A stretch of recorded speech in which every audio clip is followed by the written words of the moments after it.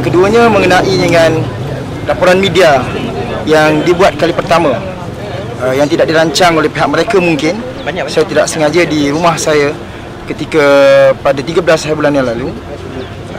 Jelas untuk menunjukkan bahawa ini politik yang cukup jahat dan fitnah yang cukup jahat, menuduh tanpa bukti, menuduh tanpa asas. Mereka lihat bila ada orang yang kaya, mereka akan ingat ini dana politik. Bila ada orang yang berkemampuan, itu semua dana politik.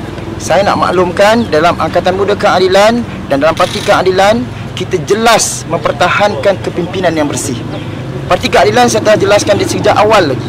Dan sekiranya kalau itu adalah dana yang haram dan dana yang tidak sah, tidak mungkin saya membuat satu kediaman di depan halayak ramai dan di depan rakyat. Itu saja yang jelas. Dan di kawasan itu kawasan YB. Untuk makluman, rumah itu didirikan bukan atas binaan saya. Rumah itu saya bid dalam bank dengan nilai 1 juta, bukan 7 juta ringgit.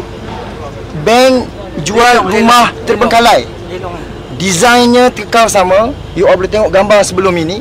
Desain kekal sama. Bukan saya yang mereka untuk duduk rumah dalam Disneyland. Tapi tuan-tuan bayangkan, kalau tuan-tuan berada di pihak saya dan kita sebagai anak muda, dengan rumah yang 1 juta di Ampang, itu sangat murah. Rugi kalau kita beli dengan desain yang bercantik. Tapi saya tak sangka ia menjadi viral dan fitnah kepada saya. Dan pada hari ini saya dimaklumkan dalam media, dalam saya lihat dalam YouTube, saya lihat dalam Malaysia Kini, beliau berikrar dan telah mengerahkan semua tentera untuk turun ke depan rumah saya, untuk bawa helikopter. Mungkin rumah saya itu saya ingat 10 hektar mungkin. Yang perlu dilihat, kalau ada kebun kelapa sawit, mungkin ada dinosaur di belakang dibela, mungkin kolam ikan, kolam renang. Saya ingat dia nak tengok ada kolam tidak kat atas. Sekincang ikan bakar. Mungkin dia nak tengok kat mana dia nak bakar ikan, wallahualam lah. Tapi saya dengan jelas, saya mengulangi dengan tegas, saya bukan proksi mana-mana YB, dan YB Zuraidah sendiri pun dah maklumkan tadi. Saya AMK Angkatan Muda Keadilan juga, Saudara Haris Izham selaku Biro Guaman AMK Ampang. Kita ada Biro Guaman yang akan bawa isu ni ke muka pengadilan. Dan kami ingin tegaskan kepada rakyat, keadilan adalah parti yang bersih, kami parti yang berani.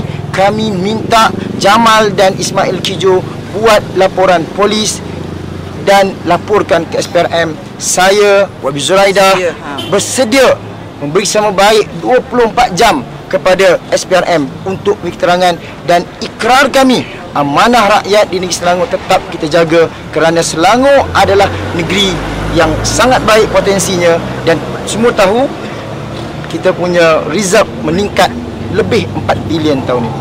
Kita tidak tambah hutang, kita tambah pendapatan negeri. Jadi di mana? Tadi YB juga sebut, saya tidak ada jawatan lantikan dalam mana-mana agensi kerajaan negeri, sektor kerajaan negeri, PEBT, ketua kampung, ahli majlis, YB sendiri, saya tidak. Jadi maka tidak logik. Tetapi kalau dipertikaikan kenapa umur 28 tahun kaya, saya nak maklumkan seluruh rakyat Malaysia tahu ramai anak muda yang kaya sekarang. Ramai, bukan saya seorang. Ramai anak muda yang dapat datuk. Kalau kamu persoalkan kenapa saya dapat datuk, saya nak maklumkan, saya mendapat datuk sebaris dengan Datuk Jamal. Ada gambar dia, nanti saya sebar. Saya sebaris dengan dia di depan tuanku. Kalau dia mempertikaikan kenapa saya dapat datuk, saya juga mesti mempertikaikan mengapa dia dapat datuk dalam tahun ini dan dia dapat Datuk Seri dalam tahun ini.